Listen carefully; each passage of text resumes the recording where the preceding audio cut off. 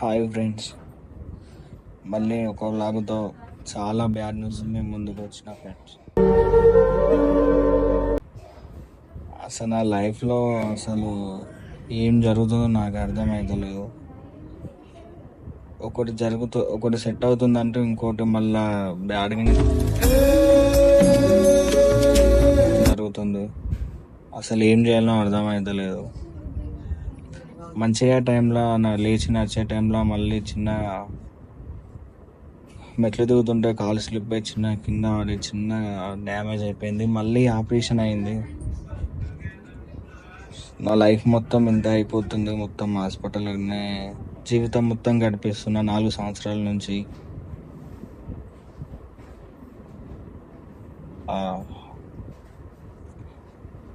అసలు నాకే ఇట్లా ఎందుకు అవుతుందో నాకు అర్థమవుతుంది. బ్రతకమంటూ బ్రతుకునిచ్చి బ్రతకనివ్వవు వివరమేంటై ఎవరు అడిగే నిన్ను ప్రాణం ఎందుకిచ్చావు జీవి జన్మం ఘోరమైన విధిని రాసే క్రూరమైన మనసు నీదయ్యా చూపి చేదునిస్తూ బంధమిచ్చి బాధనిస్తూ నేను ఏం చేయాలనుకున్నా కూడా నేను డౌన్ అవుతున్నా, కానీ మళ్ళీ లేస్తూ పడుతూ ఇంకెన్ని సంవత్సరాలు ఇలా అనుభవించాలో అర్థమవుతలేదు. ఆ దేవుడు నా రాత ఎట్లా రాసిందో కూడా అర్థమవుతలేదు.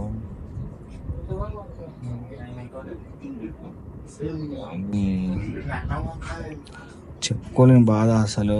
ఆపరేషన్ల మీద ఆపరేషన్లు, ఇప్పటికే 10 ఆపరేషన్లు అయిపోయినాయి.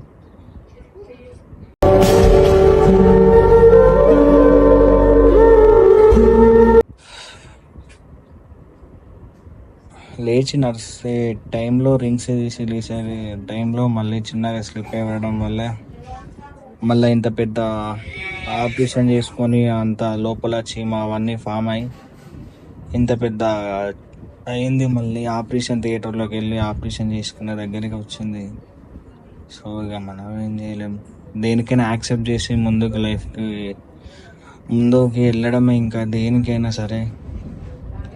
ఎందుకంటే మాటలు వస్తలేవు. నిన్న నుంచి కూడా ఫుడ్ లేదు, ఏం లేదు. హాస్పిటల్ నీకే ఇలా జరిగింది అంటూ నీలో నువ్వే మరి బాధపడకు. ఏ చెట్టు కంతటి గాలి ఉండును చూడరా, నీ చిక్కులన్నవి తీరవంటూ ఎక్కిళ్ళు పెడుతూ ఉంటున్నాం. ఇక్కడ ఇది మామూలుగా ఆపరేషన్ అయిపోయింది. ఇక్కడ రూమ్లో ఉన్నాం.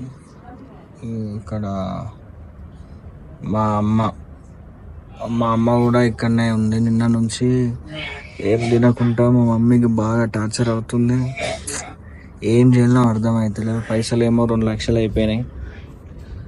2 లక్షలు అయిపోయినాయి. ఇంకా ఎన్ని డబ్బులు పెట్టాలి హాస్పిటల్లో? సెట్ అవుదాం అనే టైంలోనే మళ్ళీ ఇంకోటి జరుగుతుంది.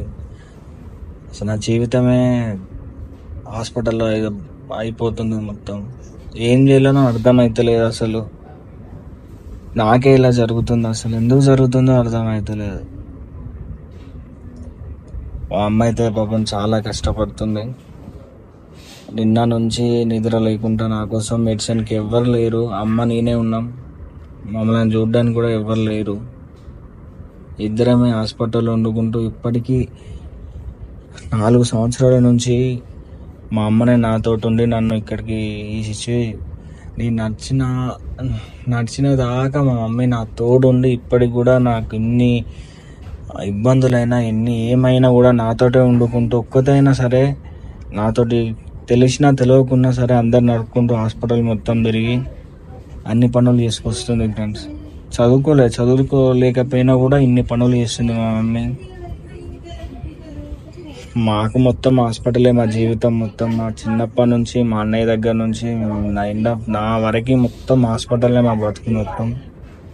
ఇంకా దేవుడు ఎన్ని కష్టాలు పెడతాడో, ఇంకెన్నెన్ని ఇబ్బందులు అవుతాయో చూసుకుంటూ వెళ్తున్నాం. దేనికైనా ధైర్యం చేసుకొని వెళ్తున్నాం. చాలా పురిటి నొప్పులు తీసి పురుడు పోసి జన్మనిచ్చినవే అమ్మ, కోటి నొప్పులతోటి కొట్లాడి ఊపిరి పోసినవే. రెక్క కింది కోడి పిల్లలాగా మమ్ము సాదినవే అమ్మ, సాలి సాలని బతుకునెల్లదీసి మమ్ము పెంచినవే.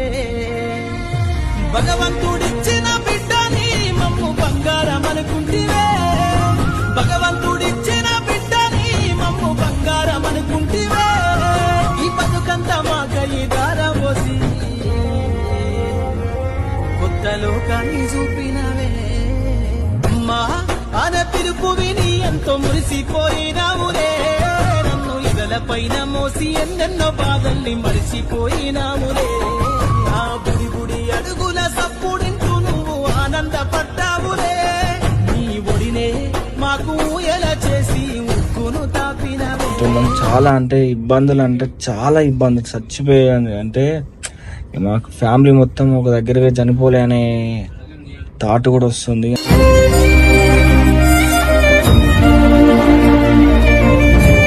అంతగానం ఇబ్బంది పెడుతున్నాడు, మామూలు ఇబ్బంది కాదు ఫ్రెండ్స్.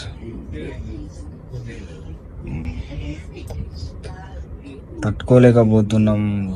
డబ్బుల విషయంలో ఇప్పటికే 25-26 లక్షలు అయిపోయినాయి. అప్పటి నుంచి ఇంకా రికవర్ అవుతాం, ఇంకా మంచిగా అవుతాం అనే టైంలో ఇంకోటి అవుతుంది.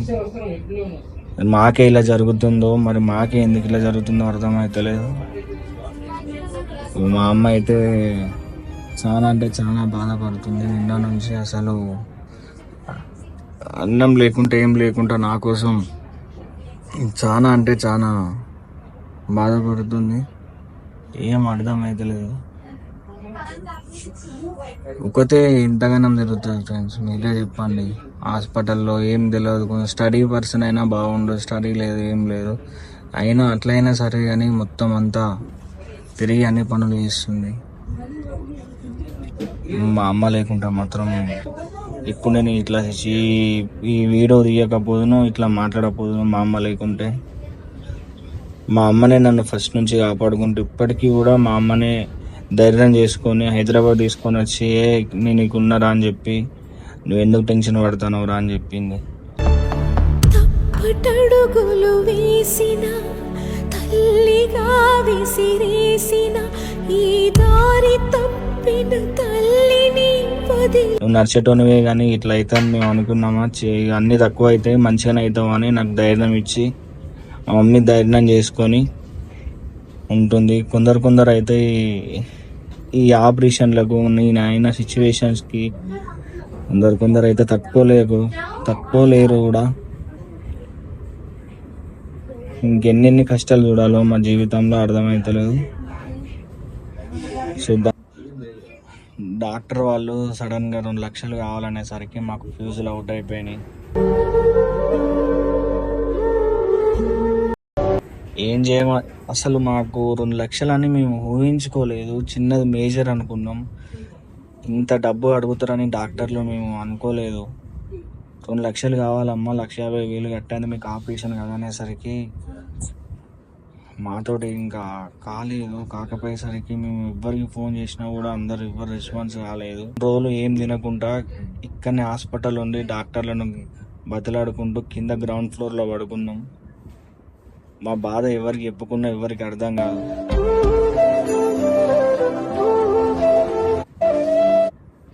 దోమలు కుడుతున్నా ఎక్కలేనా, నా కాలు మంచిగా లేకున్నా కూడా నేను కూడా కింద గ్రౌండ్ ఫ్లోర్లో పడుకున్న, పైసలు లేక బెడ్కి రాస్తే ₹1 లేదు. మేము పట్టుకపోయింది 5,000. 5,000ల్లో చిన్నగా ఆపరేషన్ చేసి పంపిస్తారు అనుకున్నాం.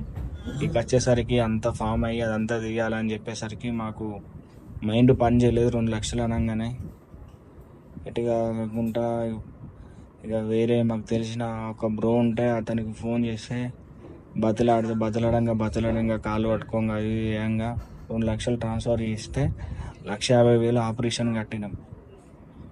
1,50,000 ఆపరేషన్ కట్టిన తర్వాత అప్పుడు వాళ్ళు నన్ను ఆపరేషన్ థియేటర్లోకి నాకు నేమ్ ఎక్కించి అప్పుడు నన్ను అన్ని టెస్టులు అవన్నీ చేసి ఆపరేషన్ థియేటర్కి తీసుకుపోయి, మేము అనుభవించిన నరకం హాస్పిటల్లో ఇంతవరకు ఎవ్వరు అనుభవించి ఉండరు.